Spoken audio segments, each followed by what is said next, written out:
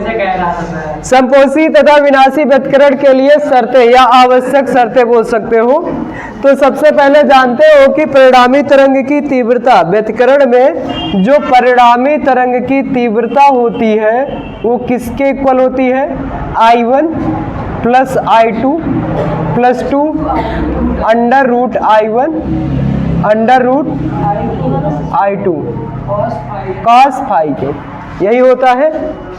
अब इसमें देखो जो अधिकतम तीव्रता अधिकतम जिस पॉइंट पर होगी, परिणामी तरंग की तीव्रता जिस बिंदु पर अधिकतम होगी उस बिंदु पर कैसा व्यतिकरण प्राप्त होता है? संपोषी व्यतिकरण ना।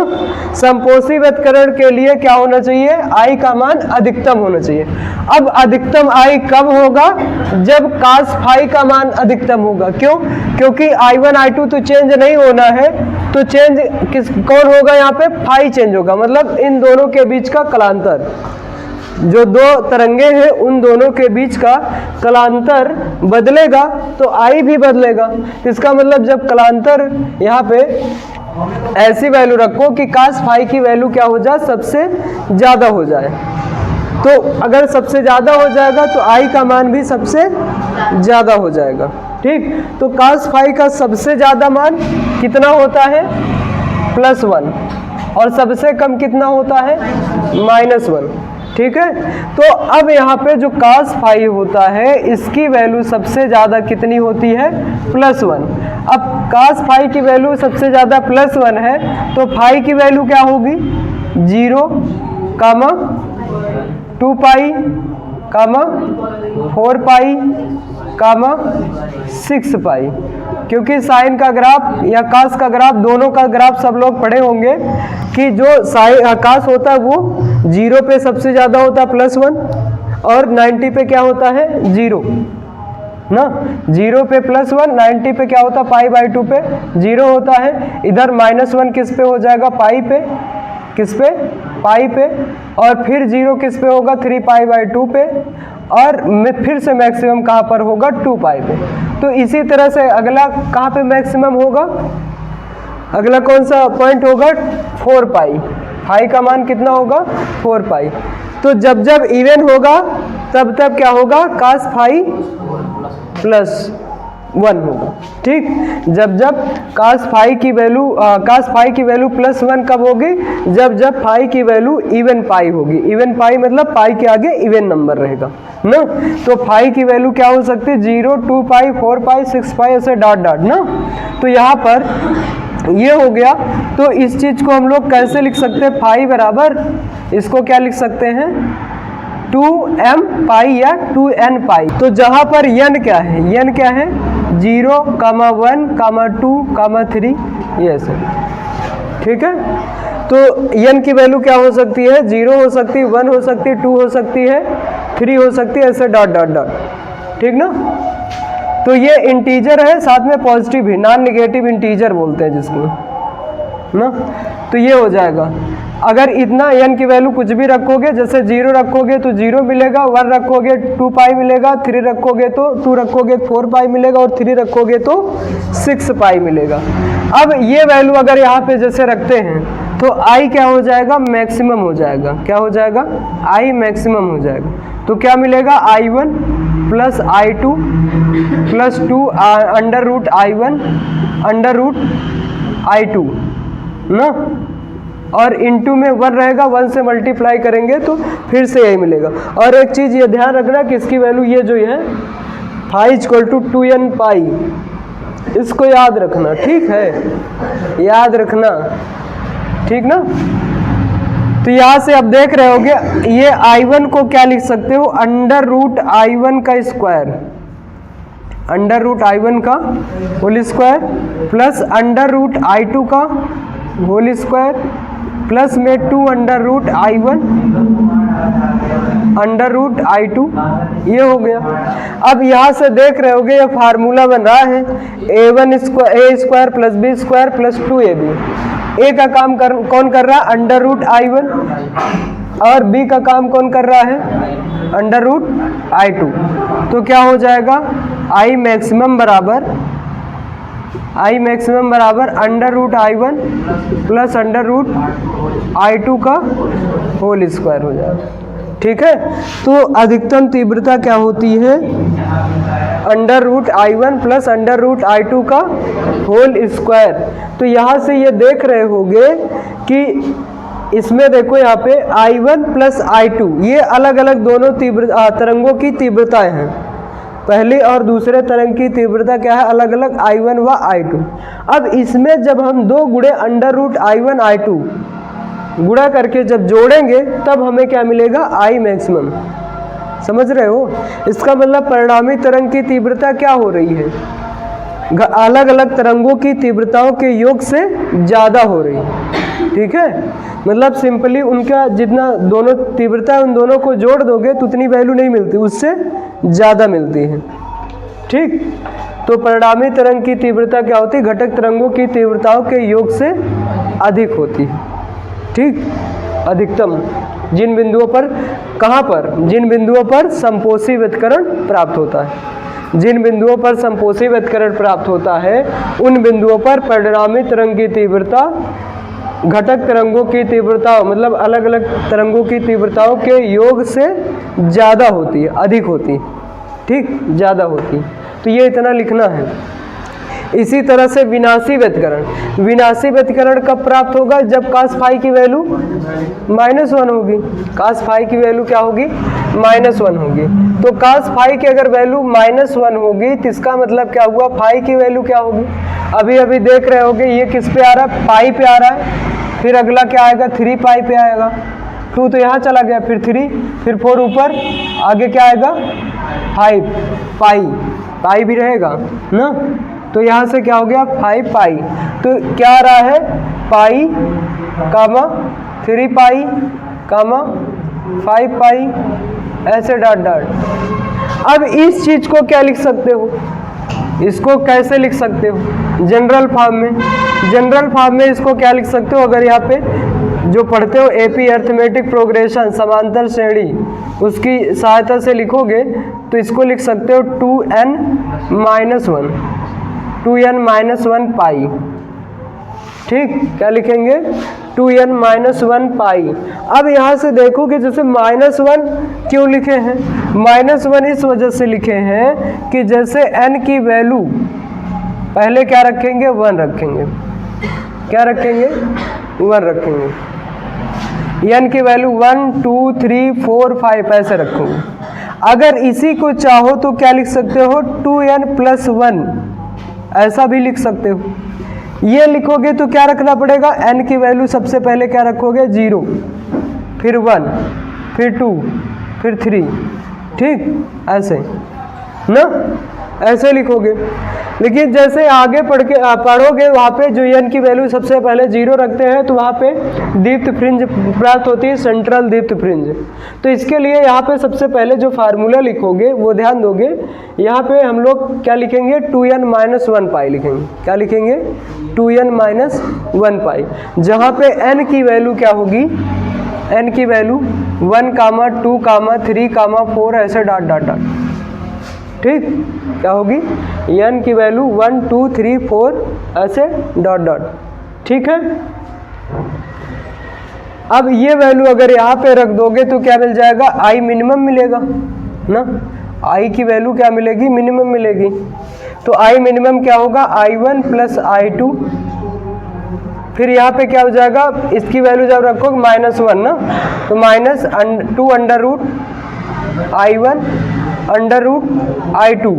तो इसको अब फिर से क्या लिख सकते हो? अंडर रूट I1 का square plus under root I2 का square -2 under root I1 under root I2। तो यहाँ पे लिख लोगे under root I1 minus under root I2 का होल स्क्वायर। ये I मिनिमम हो जाएगा। ठीक, यहाँ पे प्लस है, यहाँ पे माइनस है।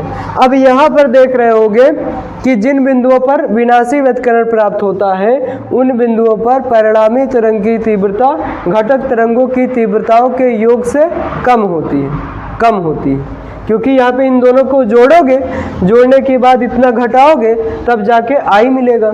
तो परिणामी तरंग की तीव्रता क्या मिलेगी, कम मिलेगी, इन दोनों की तीव्रताओं के योग से कम।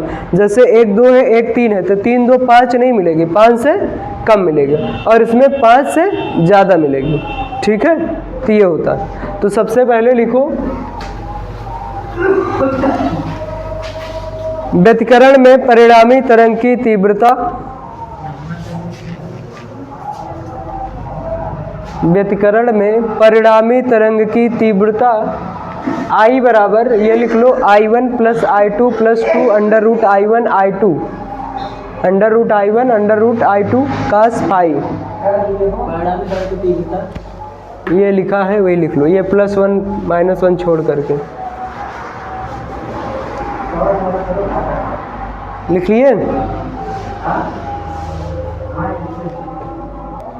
जिन बिंदुओं पर समपोषी व्यतिकरण प्राप्त होता है उन बिंदुओं पर परिणामी तरंग की तीव्रता, समपोषी व्यतिकरण प्राप्त होता है उन बिंदुओं पर परिणामी तरंग की तीव्रता अधिकतम होती है, परिणामी तरंग की तीव्रता अधिकतम होती है। अतः समपोषी व्यतिकरण के लिए, अतः समपोषी व्यतिकरण के लिए कास फाई बराबर +1, कास फाई बराबर +1, इट इम्प्लाइज दैट फाई बराबर 0, 2 पाई, 4 पाई, 6 पाई डॉट डॉट।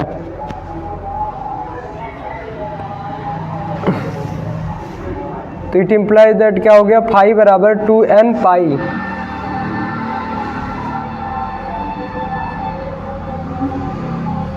जहां n बराबर 0, 1, 2, 3 डॉट डॉट डॉट।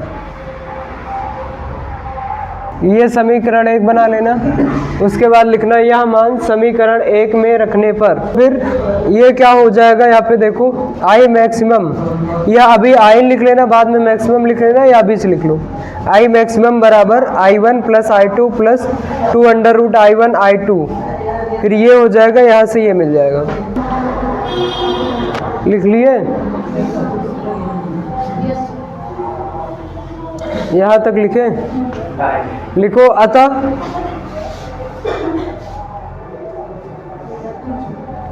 जिन बिंदुओं पर समपोषी व्यतिकरण प्राप्त होता है उन बिंदुओं पर परिणामी तरंग की तीव्रता घटक तरंगों की तीव्रताओं के योग से अधिक होती है। लिखो विनाशी व्यतिकरण के लिए, उसके नीचे लिखो व्यतिकरण में परिणामी तरंग की तीव्रता, व्यतिकरण में परिणामी तरंग की तीव्रता, परिणामी तरंग की तीव्रता I बराबर, ये लिखो, I1 plus I2 plus 2 under root I1 under root I2 cos phi. अब लिखो जिन बिंदुओं पर विनाशी व्यतिकरण प्राप्त होता है उन बिंदुओं पर परिणामी तरंग की तीव्रता न्यूनतम होती है। अतः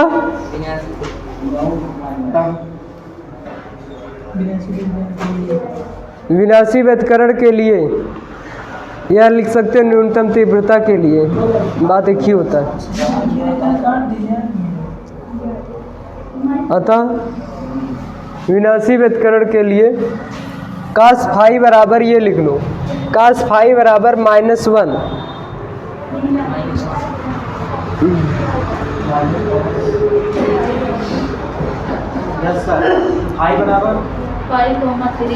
फाई बराबर पाई, 3 पाई, 5 पाई डॉट डॉट डॉट। हाँ, इट इम्प्लाइज दैट फाई बराबर 2n -1 पाई, इट इम्प्लाइज, जहाँ n बराबर 1 2 3 4 डॉट डॉट डॉट। यहाँ लिख ले I = I मिनिमम, जगह तो होगा ही। और यहाँ लिख लेना i equal to I maximum. ये जैसे मैं लिख रहा हूँ ऐसे सेम। संपोषी व्यतिकरण के लिए i equal to I maximum it implies that cos phi equal to +1। यहाँ पे i equal to I minimum cos phi equal to -1। तो उसके नीचे लिखो हाँ, अतः जिन बिंदुओं पर विनाशी व्यतिकरण प्राप्त होता है उन बिंदुओं पर परिणामी तरंग की तीव्रता घटक तरंगों की तीव्रताओं के योग से कम होती है। नोट करके लिख लो I maximum upon I minimum. I maximum upon I minimum बराबर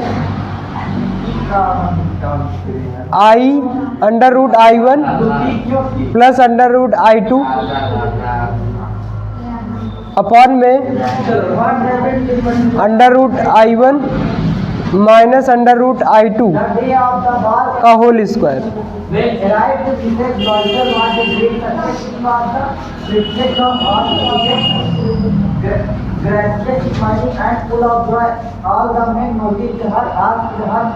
या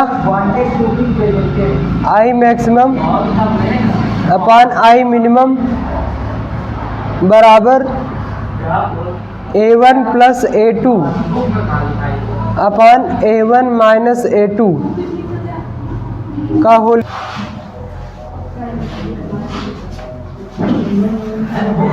ये कैसे आया?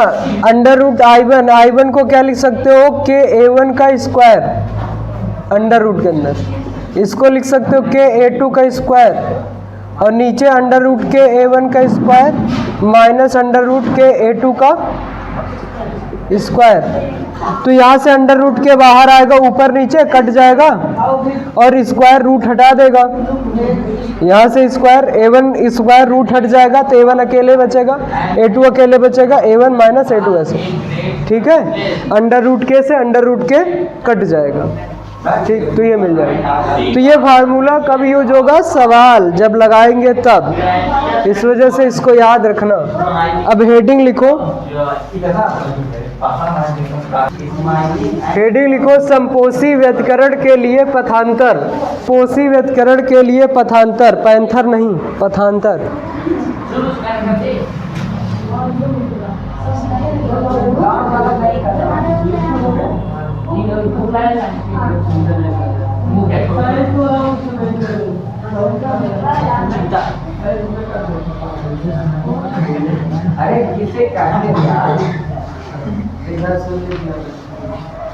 पैंथर मत लिख लेना, पथांतर लिखना।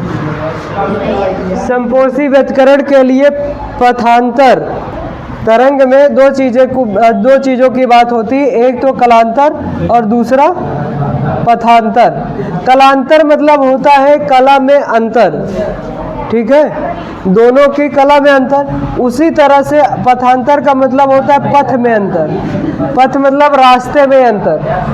ठीक है, जैसे एक तरंग यहाँ से चली और दूसरी तरंग यहाँ से चली, ये दोनों यहाँ पे मिली, तो यहाँ से देखो इसका और इसका पथ में अंतर इतना आ रहा है। ये वाली तरंग इतना ज़्यादा चली है, परपेंडिकुलर ऐसे ड्रा कर दो, लगभग बराबर रहेगा ये दोनों ना। तो ये जितना ज़्यादा चली है उसी को क्या बोलेंगे? पथांतर। क्या बोलेंगे? पथांतर। और जो ये कलांतर और पथांतर होता है, इन दोनों में संबंध क्या होता है? Delta phi. डेल्टा फाई क्या बताता है? कलांतर। डेल्टा वैसे चेंज बताता है, वहाँ पे फाई सिंपल लिख लेते हैं, लेकिन जो चेंज आता है, चेंज ये बताता है, डेल्टा मतलब अंतर बताता है, मतलब डेल्टा फाई मतलब φ2 माइनस φ1 ऐसे करते हैं। ठीक, तो डेल्टा फाई बराबर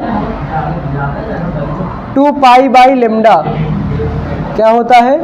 2 pi by lambda into delta x होता है। क्या होता है? डेल्टा फाई बराबर 2 pi by lambda into delta x होता है। अब जैसे संपोषी व्यतिकरण के लिए जो पथांतर होता है वो सब लोग जानते हैं। क्या होता है? 2n पाई होता है। क्या होता है? 2n पाई।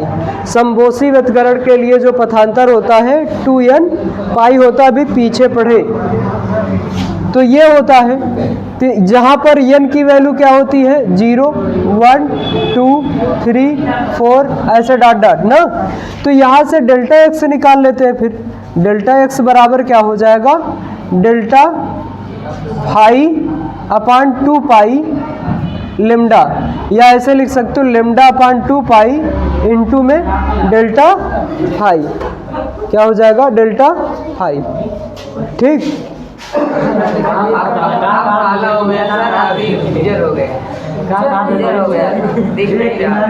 जैसे सबसे पहले n बराबर 0, n बराबर क्या रखेंगे? 0। तो यहाँ से वैसे लिख लो डेल्टा फाई बराबर यही वैल्यू रखो यहाँ पे 0, 1 रखोगे तो क्या मिलेगा? 2 पाई कामा 4 पाई कामा 6 पाई कामा डॉट डॉट डॉट। तो ऐसे लिख लोगे लेमडा अपान 2 पाई। डेल्टा फाई की वैल्यू कितना है? सबसे पहला 0, क्या है? 0। तो डेल्टा x का मान कितना मिलेगा? यहाँ पे यहीं पे एक लाइन में ही लिख देते हैं, लेमडा अपान 2 पाई इंटू 0 बराबर 0। तो डेल्टा x बराबर दूसरा क्या मिलेगा? 2 लेमडा इंटू 2 कट गया लेमडा मान पाई 4 पाई 2 पाई, 2 पाई से 2 पाई कैंसिल, कितना आ जाएगा? लेमडा। अब डेल्टा x बराबर ऐसे लेमडा अपान 2 पाई इंटू 4 पाई, कितना आ जाएगा? 2 लेमडा। तो डेल्टा x इक्वल टू इसी तरह से 2 पाई इंटू 6 पाई बराबर 3 लेमडा। ऐसे ये डॉट डॉट डॉट। ठीक, तो ये हो जाएगा। अब यहाँ से देख रहे होगे कि अगर हम लोग क्या रख देंगे? डेल्टा x की डेल्टा फाई वैल्यू 2n पाई रख देते हैं। क्या रख देते हैं? 2n पाई। तो ये क्या आ जाएगा? 2n पाई से देखोगे 2 पाई से 2 पाई कट जाएगा, n लेमडा आ जाएगा। क्या आ जाएगा? n लेमडा आ जाएगा। तो डेल्टा लेमडा अपान डेल्टा x बराबर lambda upon 2 pi into 2n पाई। क्या होगा? 2n पाई। तो 2 पाई से 2 पाई कटेगा, क्या बच जाएगा? n lambda. ये हो जाएगा फार्मूला। ठीक है। तो n बराबर क्या रख सकते हो? 0, 1, 2, 3, 4, 5। जहाँ n बराबर क्या होगा? वही वाला n बराबर 0, 1, 2, 3, 4, 5 डॉट डॉट ऐसे। ठीक है ना। तो n का मान जैसे 0 रखोगे तो क्या मिलेगा? डेल्टा x का मान 0 मिलेगा। 1 रखोगे तो लेमडा मिलेगा, 2 रखोगे 2 लेमडा, 3 रखोगे 3 लेमडा ऐसे। ठीक। तो ये जनरल हो गया, जनरल इक्वेशन हो गया किसके लिए? पथांतर के लिए। जनरल फार्मूला फॉर पथांतर। ठीक। तो इसीलिए इसी तरह से किसके लिए? कौन सा पथांतर? किसके लिए पथांतर? ये समपोषी व्यतकरण के लिए। अब इसी तरह से किसका निकाल लेंगे? विनाशी व्यतकरण के लिए पथांतर। ठीक। किसके लिए? विनाशी व्यतकरण के लिए पथांतर निकालेंगे। तो विनाशी व्यतकरण के लिए जो कालांतर होता है वहाँ पे ये वैल्यू चेंज कर देंगे। किससे? 2n-1 पाई से, 2n-1 इंटू पाई से। तो फिर सॉल्व कर लेंगे तो उसके लिए आ जाएगा पथांतर। समझ रहे हो कि नहीं? तो ये लिख लो। टाइम कितना हो रहा है हमको बता दो।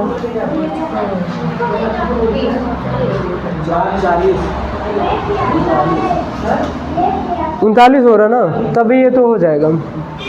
लिखो क्या?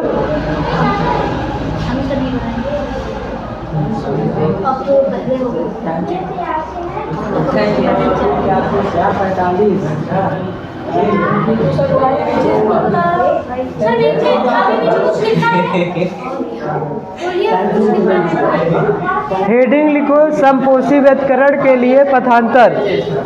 हेडिंग लिखो समपोषी व्यतकरण के लिए पथांतर। उसमें लिखो हम जानते हैं कि कलांतर तथा पथांतर में निम्न संबंध होता है। निम्न संबंध होता है। इसमें लिखो डेल्टा फाई बराबर 2 pi by lambda into delta x.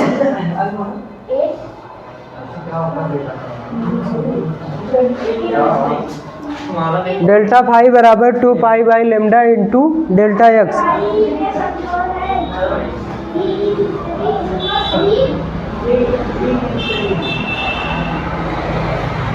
It implies that delta, इसी के नीचे लिखना तुम लोग, डेल्टा एक्स बराबर lambda upon 2 pi into delta phi. Delta x बराबर lambda upon 2 pi into delta phi.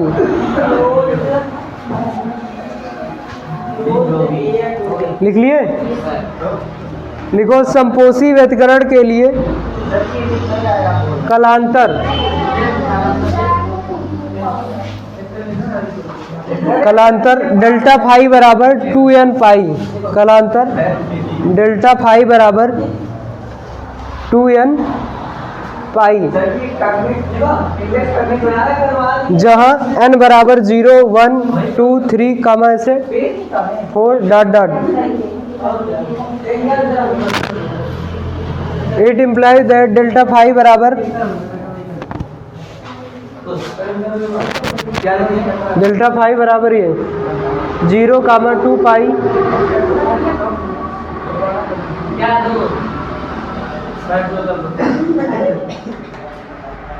कामा 4 pi comma 6 pi dot dot dot.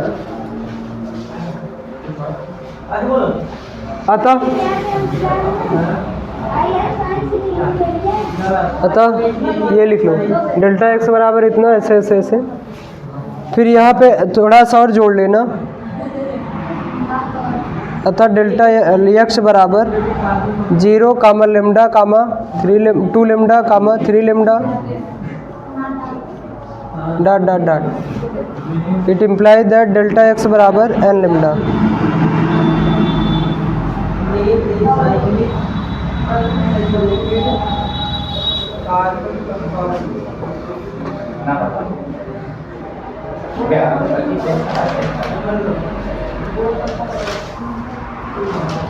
जहाँ n बराबर 0 comma 1 comma 2 comma 3 comma 4 dot dot dot.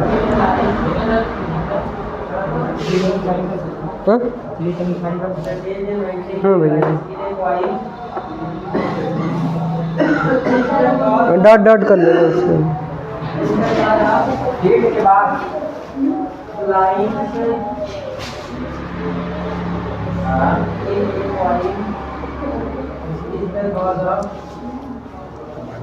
लिख लिए?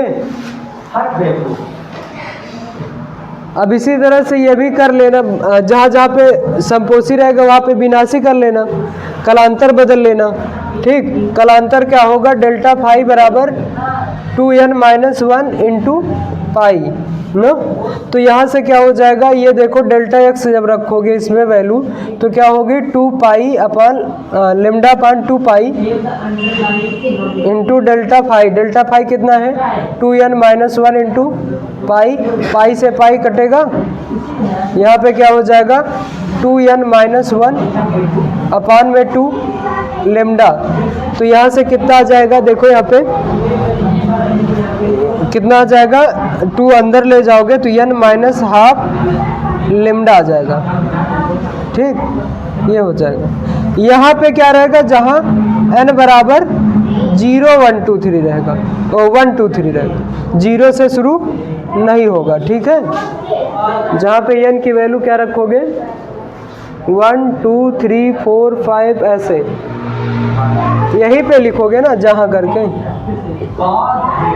अब कैसे लिखोगे, ये सेम ऐसे ही लिखना है। यहाँ डेल्टा फाई के जगह पे क्या कर दोगे 2n माइनस 1 पाई, फिर जहाँ n बराबर 1 2 3 4 5 ऐसे, फिर it implies that delta phi बराबर क्या हो जाएगा, डेल्टा फाई बराबर उसमें पढ़े थे, क्या पढ़े थे, पाई कामा 3 पाई कामा 5 पाई ऐसे। फिर आता डेल्टा एक्स बराबर, यहाँ पे डेल्टा एक्स बराबर सबसे पहले एक्स बराबर क्या, n बराबर क्या रखोगे 1, मतलब ये पाई रखोगे, सबसे पहले क्या रखोगे पाई, पाई रखोगे क्या मिलेगा लेमडा अपान 2 मिलेगा।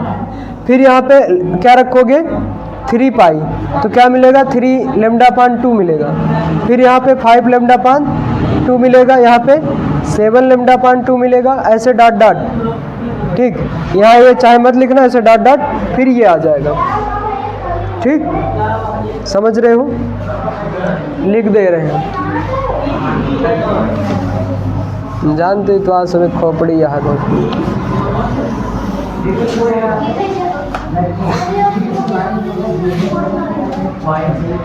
तो यहाँ से क्या हो गया, अतः डेल्टा एक्स बराबर क्या हो जाएगा, lambda upon 2 comma 3 lambda upon 2 कामा 5 लेमडा अपान 2 कामा 7 लेमडा अपान 2, ऐसे डॉट डॉट। जब इसको जनरल फॉर्म में लिखोगे तो क्या मिलेगा, ऐसे ही तो मिलेगा, ये मिलेगा। तो n बराबर n माइनस हाफ लेमडा मिलेगा। इसको याद रखना, ये पथांतर है और ये कलांतर है विनाशी के लिए। ठीक, बाकी जो विनाशी संपोषी वो लिख सकते हो, लिख लोगे कि नहीं? अनूप लिख लोगे? नहीं लिख पाओगे? अरे वैसे लिखना है, ऊपर क्या लिखे हो, हम जानते, ऐसे हेडिंग लिखो, विनाशी व्यतिकरण के लिए पथांतर ना। अब लिखो, हम जानते हैं कि संपोषी तथा विनाशी कलांतर तथा पथांतर में निम्न संबंध होता है, ये लिख लोगे, सेम वही इतना। फिर यहाँ लिखोगे विनाशी व्यतिकरण के लिए, जहाँ उसमें संपोषी व्यतिकरण, वहाँ पे लिख लोगे विनाशी व्यतिकरण के लिए। फिर डेल्टा फाई बराबर ये लिखना, इसमें क्या लिखोगे, 2n माइनस 1 लेमडा, क्या था, लेमडा नहीं, पाई, 2n माइनस 1 पाई, जहाँ n बराबर यहाँ कितना रहेगा, 1 2 3 4 5 ऐसे। फिर डेल्टा फाई जैसे पीछे वाले में किए हो वैसे। अभी भी नहीं कर पाऊँगा यहाँ, फिर अतः करके